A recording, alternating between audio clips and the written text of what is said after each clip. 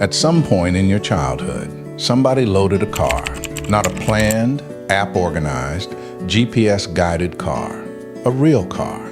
Packed the night before with bags that didn't quite fit, snacks in a paper bag, and a road atlas so thick it barely folded back together. No screen on the headrest, no Wi-Fi, no way to know exactly where you were at any given moment. Just the road, the family, and wherever you ended up. The backseat was its own world. You shared it with whoever you shared it with. A sibling, a dog, a pile of things that had no logical reason to be there. You staked out your territory immediately. Window, middle. You know what the middle meant? The middle was a punishment. There were no screens to disappear into. So you watched. You watched the world go past the window for hours. Fields, towns, billboards for things you'd never heard of, rest stops with vending machines that felt like discoveries, diners where the menu was laminated and the pie was real and the waitress called your dad honey without knowing his name. You were bored, genuinely, deeply, productively bored. And from that boredom came things, games invented on the spot, conversations that had no purpose. The particular closeness that only comes from being stuck together in a small space with nowhere else to go. And then, Dad got lost. Not according to Dad. According to Dad, this was a slight detour, a scenic route, a deliberate choice that he had made intentionally and was completely in control of. Mom had the map. The map disagreed. This argument, this specific, timeless argument, happened in every car, on every road trip, in every family. It was practically a ritual. The map, the wrong turn, the gas station where someone finally stopped to ask directions from a man who gave instructions entirely in landmarks that no longer existed.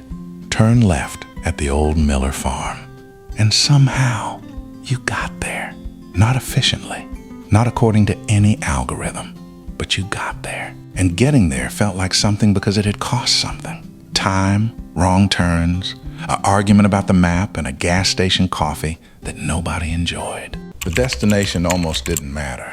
The beach, the mountains, a relative's house 3 states away, whatever it was, the place itself was almost secondary to the fact of going, of being in motion together, of the world outside the window changing slowly enough that you actually watched it change. Nobody was reachable on those trips. There was no checking in, no updating anyone. You left, and you were simply gone until you came back.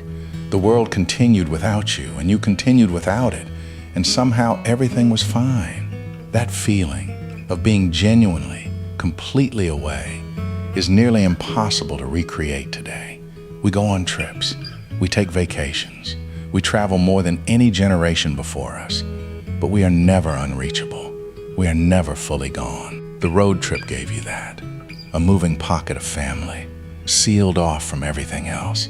Just you, the people you loved, and the road going somewhere. I think what we miss is not the inconvenience. Nobody misses getting lost on a 2-lane road at dusk with no phone signal and a gas gauge on empty. What we miss is what the inconvenience produced. Presence. Forced. Unavoidable. Nowhere else to be presence. The kind you can't manufacture. The kind that only happens when there is no alternative. The GPS took away the wrong turns, and with the wrong turns went something else. The stories. The arguments that became jokes 10 years later. The accidental discoveries. The diner. The viewpoint. The strange little town you never would have found if you hadn't taken the wrong exit.